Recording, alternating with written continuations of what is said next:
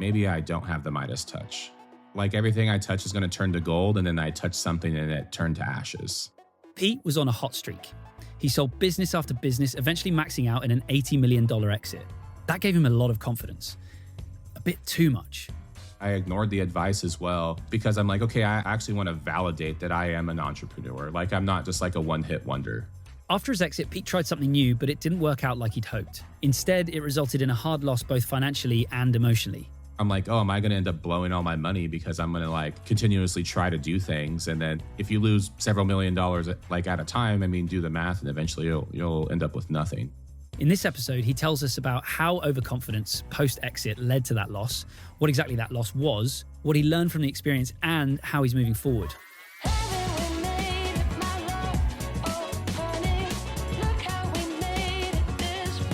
Hey, it's me, Harry Morton again, and this is Moneywise. Instagram is full of quick tips on getting rich, but rarely do you find advice on handling life after wealth. But those conversations are happening behind closed doors, and this podcast brings those private conversations to light. On Moneywise, we talk to people who've made a ton of money and how it changed their lives. They get brutally honest about their finances and their expenses and portfolios and the personal challenges that come with the success, and then how they manage them. Today, you're also going to hear another voice, David Hauser. He collaborated with me on this episode and co-hosted the interview portion.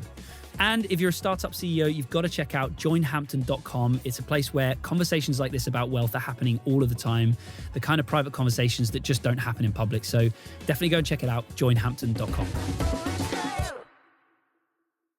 The first thing you need to know about Pete is that he never set out to be the number one entrepreneur or even anything like that. His goal was never to build a business and get rich. It was just a hustle. And where he's from, hustling is just how you get by.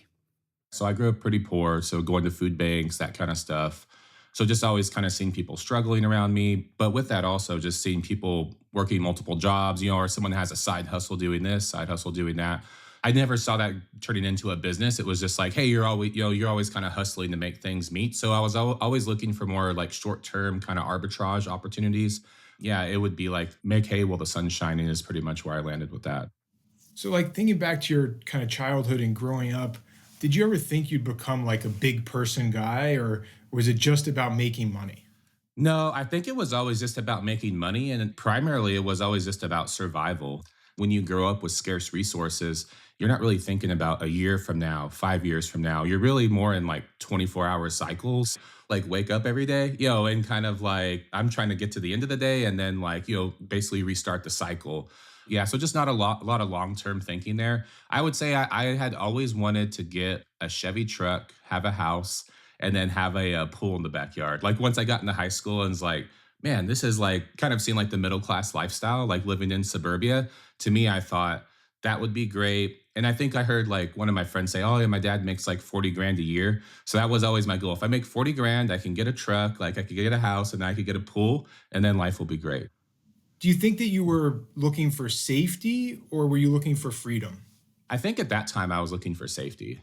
Because even in my W-2 world, like I thought, oh man, once I get a nice W-2 job, and I had one, and then there was a housing crash had happened, and I was working at an engineering firm, and all they were doing was housing stuff, and then ended up getting laid off. Growing up, it's like you're always waiting for the other shoe to drop. Like, oh, are we going to pack everything up and move? And then I think that really carried forward. So when I got laid off from that job, and I thought I was going to stay at that job forever. Like I just thought like, hey, this life's going to be grand. That kind of brought up that feeling of like, okay, like, am I just going to get pulled into the boss's office and been like, hey man, we got to make cuts. You got to go. So I think for me at that time, I was looking more for security. I wasn't really interested in like, oh, the like FU money or like, being able to travel the world. Like that stuff sounded cool, but I'm like, hey, I just want to be able to like have a house and then just be okay and like not worry about the rug being pulled out from underneath me. And then he discovered something else. I've always been online, just kind of reading stuff, perusing things. And then I caught on to the FIRE movement early on. And then I just started like consuming all the blogs I can find with that. And I was like, oh, well, this would be like awesome. Like, and then even at that point, I wasn't thinking necessarily in a business mindset. I was more like, hey, if I can get $2 million in investable assets, and have my 3% or 4% safe withdrawal rate. So even at that point, I was just kind of like a means to the end. So I had my W-2 job going on. And I also had my side hustle, which looking back was a business. While still working his W 2 job, Pete had two small exits from other companies he'd built. One for about 500K, and then a couple years later, a second one for just under $1 million. But both of those businesses were in the same industry, an industry Pete would become quickly quite good at and well known in. So he started doing it again. But this time was different. So I always viewed them more as kind of like arbitrage opportunities, like more short-term stuff. That was when I was doing a lot of paid marketing. So I think once I had about 6 months where I was making like over 20 grand a month, there's like steadily like money rolling in and I'm not actively doing anything right now. So I think like where I wasn't actively doing everything and there was still money coming in was like, okay, like this is pretty cool. What were you kind of paying yourself with the company? What did that trajectory look like? I would take some distributions out to do nice stuff if I wanted to. But for the most part, what kind of fueled the growth is at this time, I still had a W 2 job. So the idea was like 100% reinvestment into the business. And then I'm just going to live off of my like W 2 job. So that's how I was able to like hire employees and do all this other stuff. But there'd be every once in a while, like, hey, take 20, 30 grand out of the business like that year. And like, hey, you just went and did a bunch of splurge stuff with it. For this company, Pete had partnered with another entrepreneur in the affiliate marketing industry and finally decided to make it his full-time pursuit, which turned into a decent stable income generating a lot of cash. It had grown over the years, but I mean, I would say I'd fluctuate probably from like 10 to 20K a month. Where were you spending that money? Big one was travel. And I guess that's also outside of like donating and stuff, but we're also like, no one on either side of my family has any money. So not necessarily giving money to people, but I just have like older relatives or like my dad and stuff. So just ended up with like, I call them, they're on the payroll, paying for people's medicines, like, making sure they're like set up with doctors. Like I own a lot of personal real estate, but it's because I have like family members living in those. So I would say like I was spending 10 to 20K on myself, mainly travel, because at that time we had paid our house off.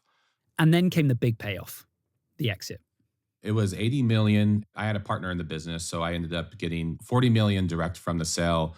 And then I stayed on for another 6 months and got a little more money in those 6 months too. How did the exit change your view of success and yourself? Like that is a huge number. It was anticlimactic in a sense.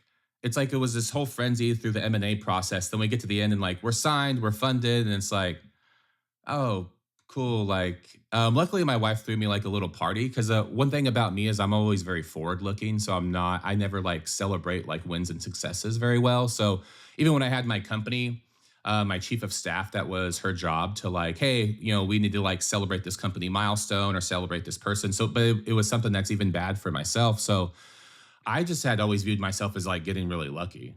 Like, hey, I was in the right place at the right time, but like, even though the number was big, it was like, I'd look at other people and been like, oh, well, they're like a really successful entrepreneur. Like, they really know what they're doing. Like, I just happened to like fall into this is how I felt. So even at that time, we built a team up to almost 50 people, like building up something in $25 million top line revenue, 60% profit margin. I got 40 million in the bank in addition to what I had.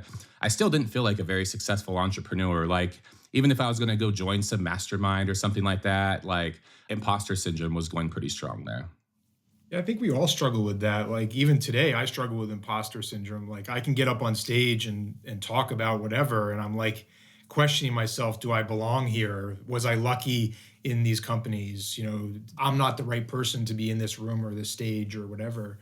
It's really hard, no matter how much money we have or don't have, right?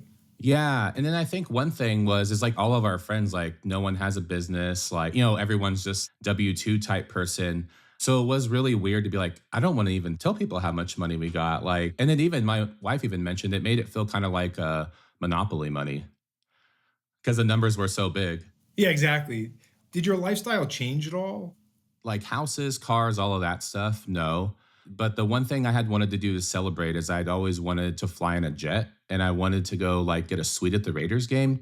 Sometimes I regret taking that first jet ride because like I had bought like a couple Rolexes and stuff before the exit because I was like, okay, this is like what rich people do is they like, you buy like a supercar, you get some watches. And I'm like, I don't even really like watches. And then I don't want to wear them because I don't want to mess them up or have people think like, oh, trying to be like the big boss over here. But the one thing that got me was like flying in a jet because it's like we pulled up, like we got on it, we went to the game, someone picked us up, brought us there, then brought us back. And I was like, man, this is sweet. So probably like within maybe like 12 to 16 months post exit, mean, we probably spent like $1 million in like chartering.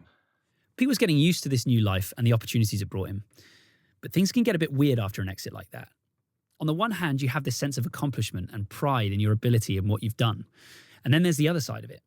You remember that old IKEA commercial? Start the car! Start the car! Start the car! Start the car! Yeah, it feels like that. Like you just got lucky, faked your way through something and made off with way more than you were supposed to. In reality, there's a balance. No, you didn't cheat anybody out. You got what you deserved. But it's about recognizing how it came to be. There is skill, ambition, perseverance, and all of the traits that a good founder needs. However, there's also a luck component. The key is staying aware of that balance. If you feel too much like it's luck, you're bound to start feeling insecure and protective. And if you lean too far the other way, you end up making mistakes like the one Pete made. So let's get to that.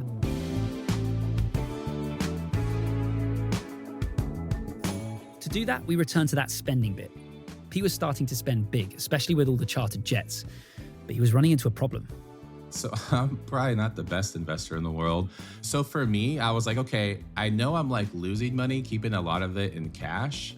So I'd always had a little bit of money in like index funds, but I never would put like a big chunk in there because I was like, okay, the risk part is my business, and then the rest is just like gonna be chill. At that time, like I had just stuck it all in cash. So found some different banks that have like treasury accounts and stuff, so I can like put like 10 mil here, put like 5 mil over here. And then also, I mean, the interest rates were really good too. So I didn't feel like, okay, well, I'm getting 5.5% on my money. And I know like inflation's eating into it a little bit, but it's better than like getting 0.5% or 1%. So then I kind of just put in there and like, you know what, I'll just like figure this stuff out later. I have about $2 million in private investments. And to be honest with you, like, I don't really understand any of that stuff. It was one of those other rich people things where it's like, Do you okay, mean like well, funds or like private equity or something like that? Or yeah, like a few VC things and then a few like private equity things, like a real estate syndicate. Just because like, to me, I'm like, oh, well, like rich people must be investing in all this like behind the scenes, like pull the curtain back and like, oh, how are they really making money? It's like not this bogglehead stuff. There's got to be like this other super optimized way to make money. And then, yeah, like investing in a fund that's like buying whiskey barrels or something. I'm like, hey, well, I like whiskey. Or like one's buying like athletes, like future earnings or whatever. And I was like, well, I like sports. And like, it just seemed cool. And then now having all of those, I'm like, yeah, am I ever going to get any of that money back?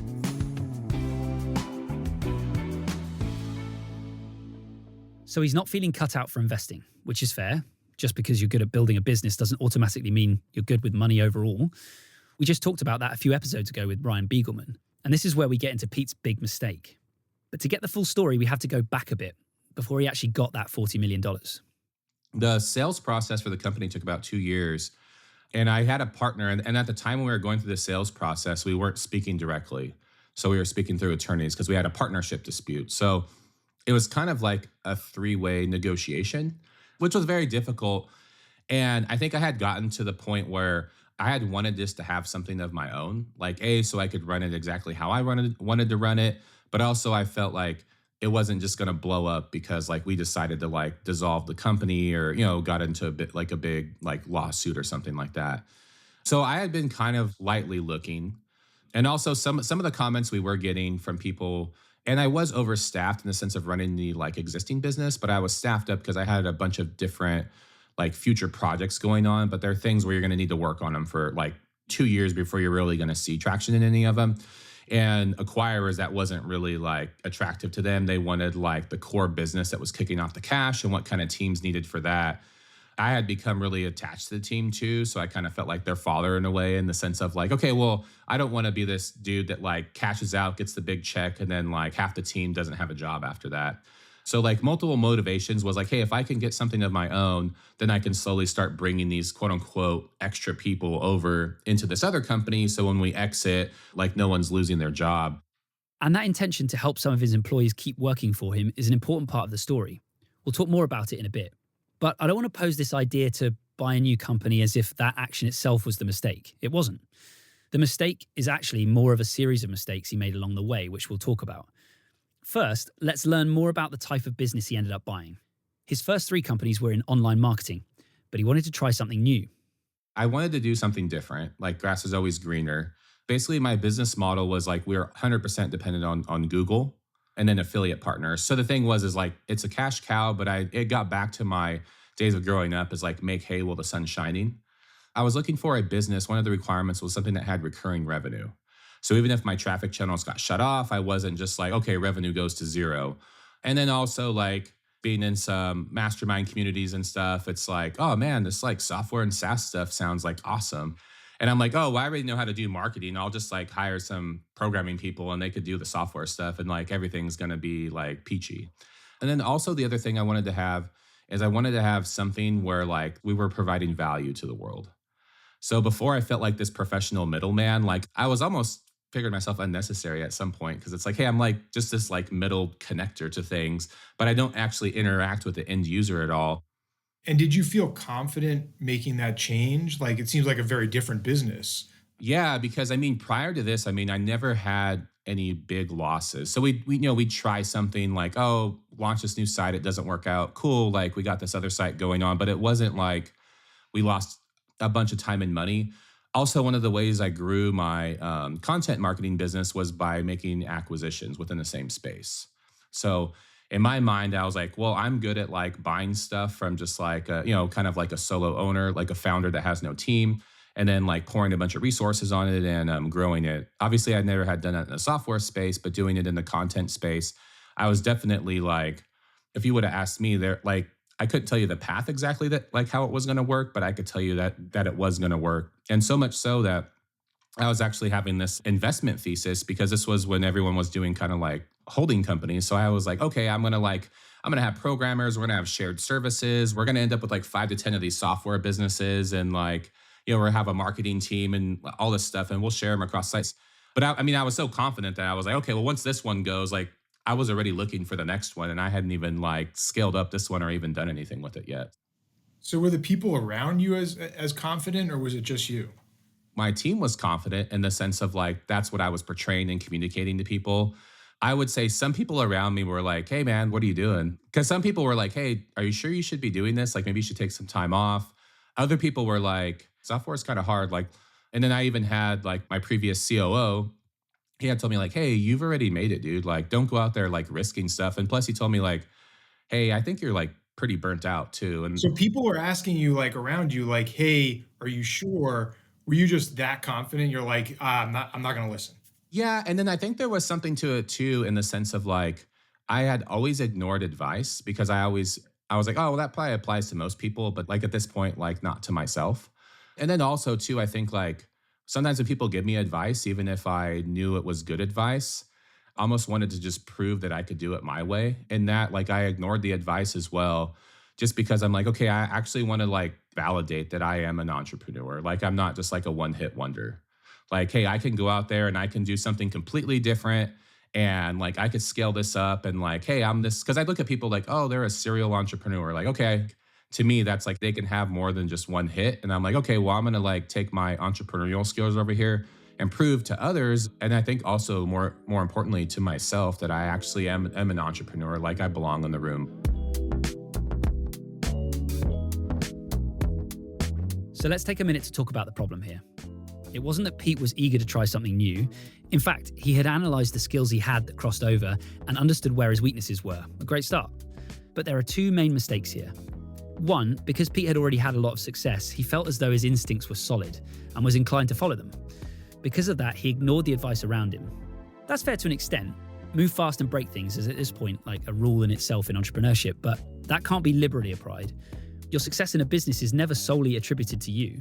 It's also attributed to the people around you and your ability to listen to them. After an exit, you have to remember that, unless you are literally a one-person operation, which is likely not the case. The second mistake here is that Pete felt like he had something to prove. And I'll keep it short here, you don't.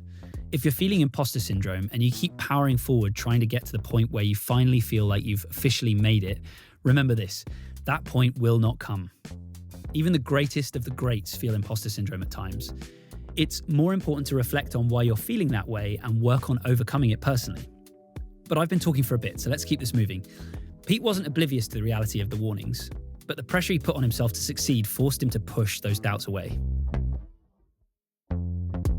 I always had a little voice in the back of my head of like, are you sure? But I would suppress that as much as I could when it came up because I was like, no, I am sure. Like, I am going to do this. So, and that was also like I was doing a lot of like positive affirmation stuff in the mirror. Like, I am going to get this to work. And then also for me, it was like, I think if I hadn't had brought employees over that had believed in me, and maybe I just had hired people off the street that maybe I didn't have that personal connection with, I think maybe I might have like considered the advice. But for me, it's like, hey, I got mouths to feed. Like it has to work. I don't know in which way it's going to work, but I'm going to make it work.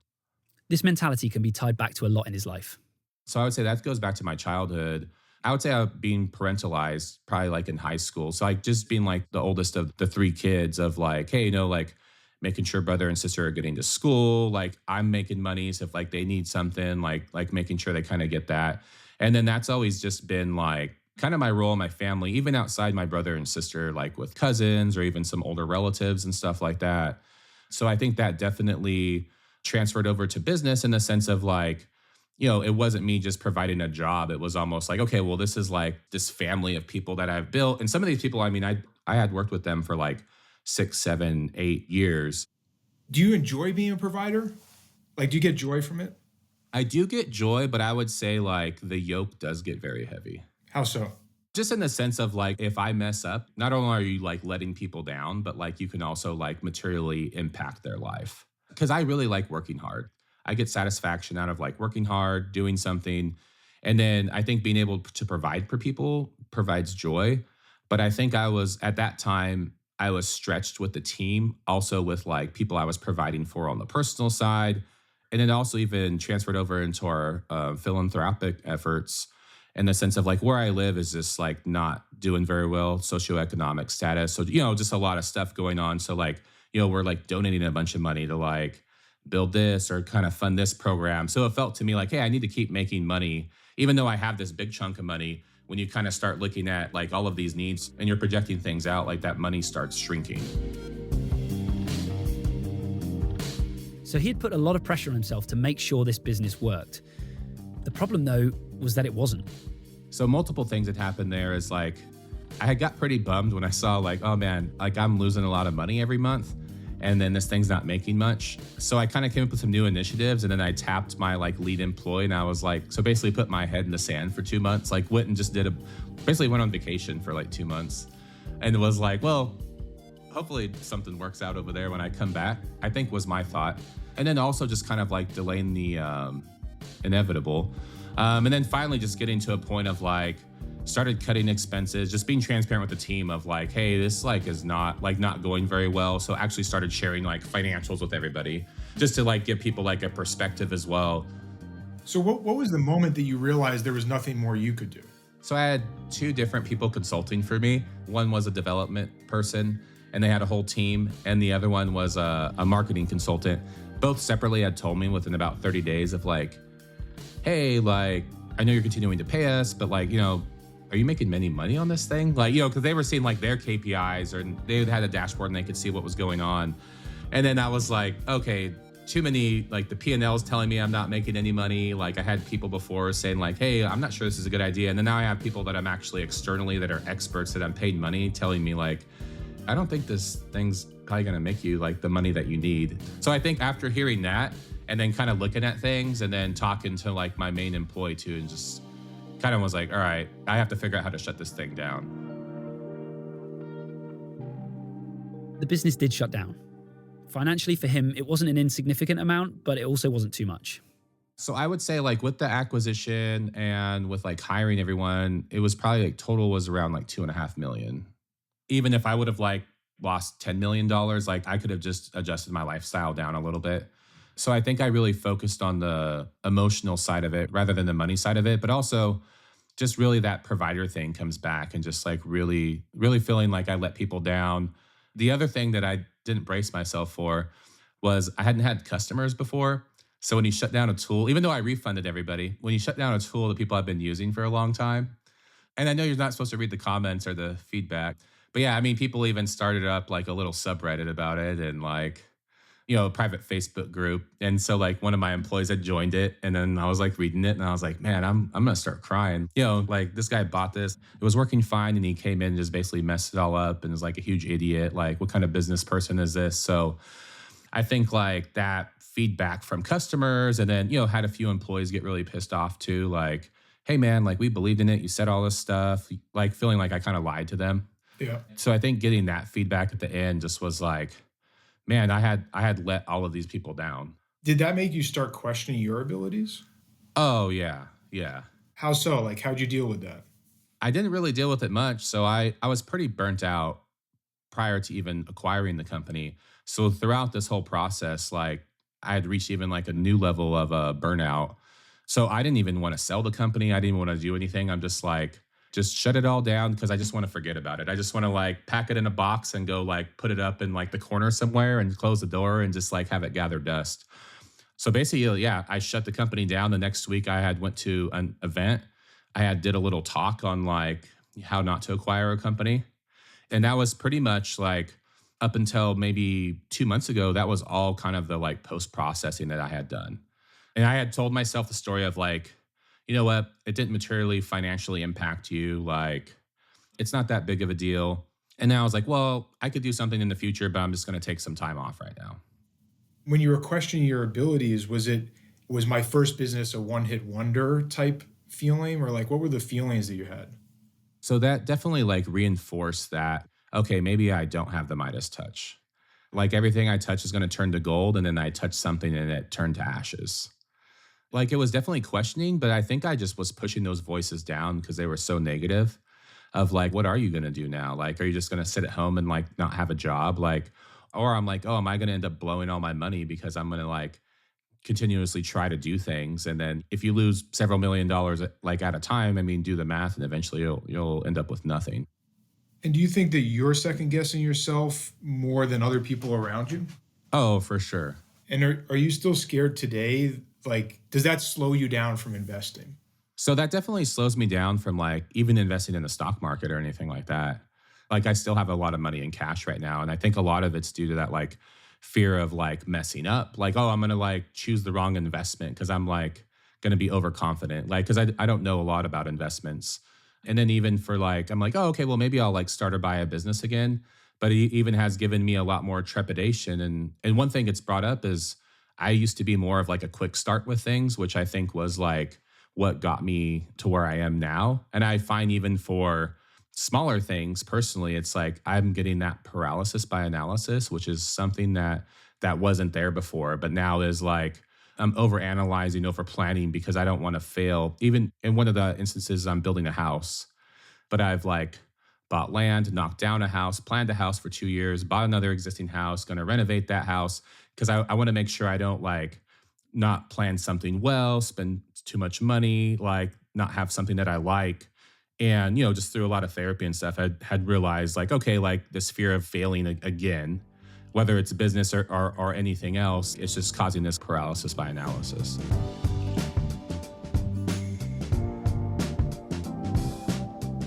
There are a couple of takeaways here, but let's start with this. It's crucial to recognize and respect burnout.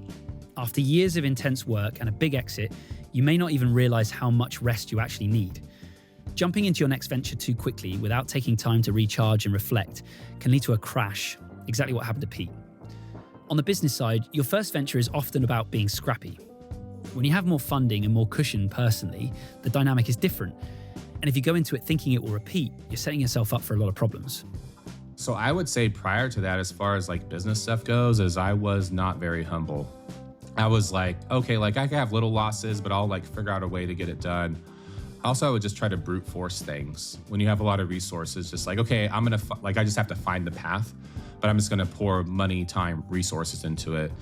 Yeah, so I think seeing that for me isn't the way to go necessarily. Pete found himself trying to do too much. I wanted to revamp the software. I wanted to add new features. I wanted to change all of the branding. I wanted to redo the site. I wanted to redo all the marketing. Like, I'm like, okay, well, we have so much money. Instead of prioritizing, let's just do it all at the same time. Even if you have all of these like top consultants and contractors and all of this other stuff, you just create like a huge dumpster fire. Like everything's intermingled. So I was like pissing off the customers, like at times pissing off my team. Pete went into the business with the mindset that because he had previous success and more resources, even if he ran into problems, he would ultimately succeed. He had done it before. part of the hard truth he ended up learning firsthand was that prior success doesn't guarantee future success. And then also for me, like just reading up on more biographies and stuff and realizing like everything's not linear, which is how I tend to think. Even though it's like, hey, it could be like a best fit line up and to the right, but there's some big dips for people. And even for my employees, I didn't employ it for myself, but I'd always would talk about, oh, well, this is a failed experiment. Because I would want people to try things and then not viewing that for myself for quite a while up until recently. Yeah, there was actually a quote, is a mistake that makes you humble is better than an achievement that makes you arrogant. So I had felt like my big exit, that was my achievement that made me arrogant. And then the software company was the mistake that had made me humble.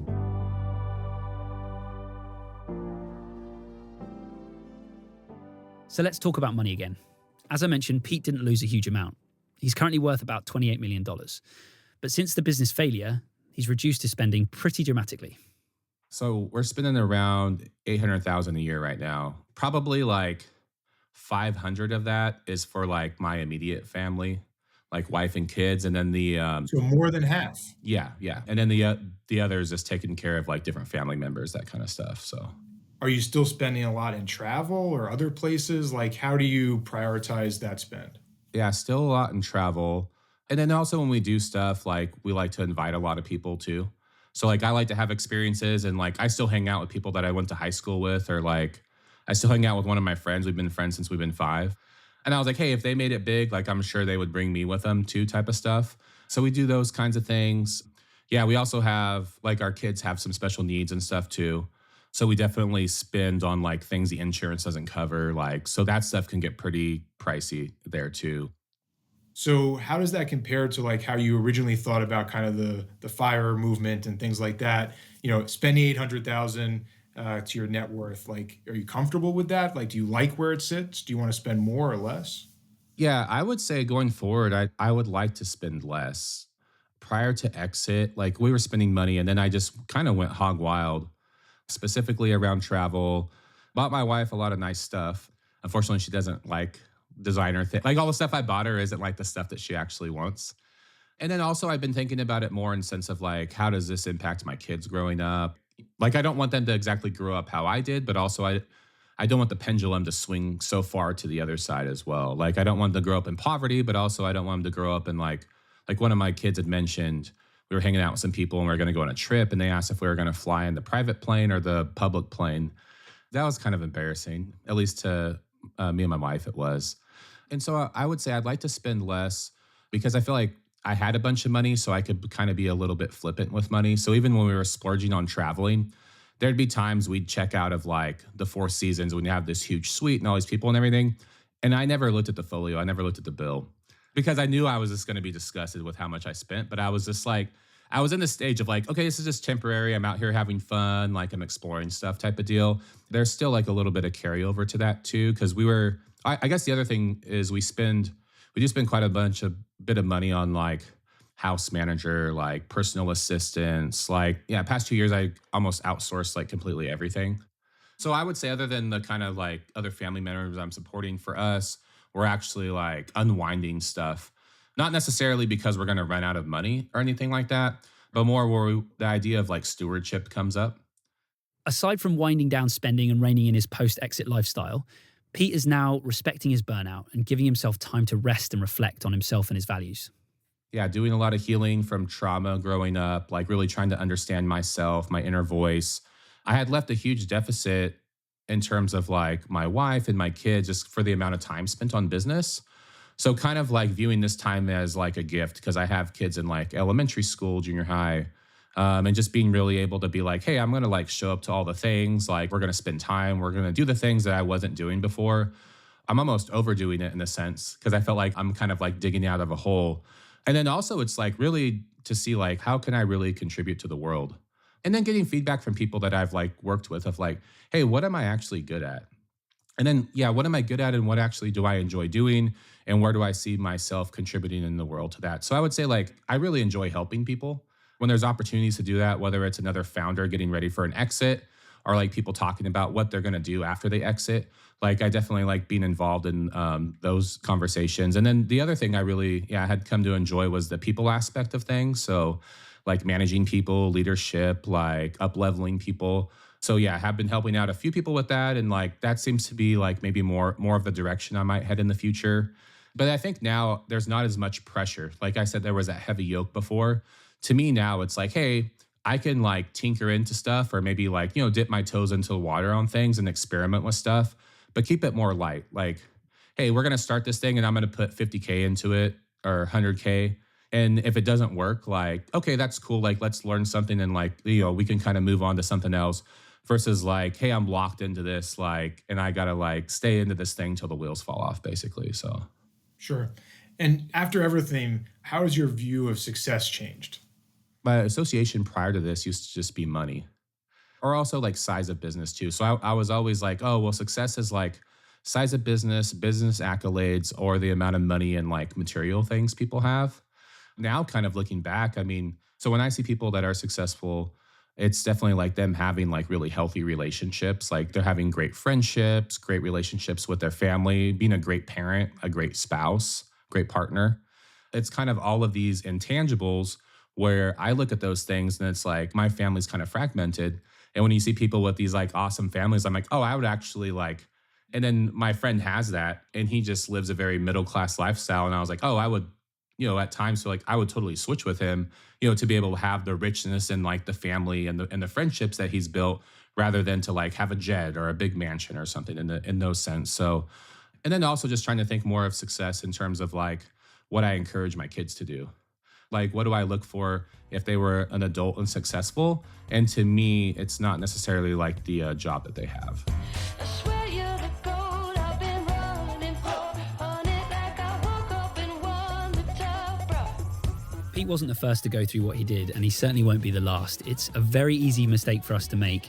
And I think a lot of it is driven by this energy we have as entrepreneurs and this rush to do the next thing, that instinct we have to act is what makes us successful as entrepreneurs in the first place. But if we don't let go of that after an exit and give ourselves time to breathe and actually think with intention about what we want to do next, it can be really easy to just keep going with that energy and keep moving forward without maybe giving ourselves the time to really reflect on what the best next move is. And it's so easy to have that overconfidence and thinking, hey, I'm really good at this, so I can apply that over here and be successful as well. Like, I'm really good at squash, but I got my ass kicked at paddle the other week. It's really easy to make these mistakes of overconfidence and thinking that we can do everything. So I learned a lot from this conversation with Pete. And for Pete to share what he has today on the podcast is pretty rare. It's not something you hear in public often at all, certainly from entrepreneurs. Really, those conversations only happen in private and in closed communities. So that's why you've got to check out joinhampton.com. If you want to hear conversations like this, they're happening behind closed doors. And Hampton is an incredible community of entrepreneurs that you've got to check out. Joinhampton.com. And if you're liking Moneywise and you want to have a podcast just like it for yourself, you've got to check out lowerstreet.co. We're a podcast agency that works with companies like Hampton to make incredible podcasts. So go check it out, lowerstreet.co.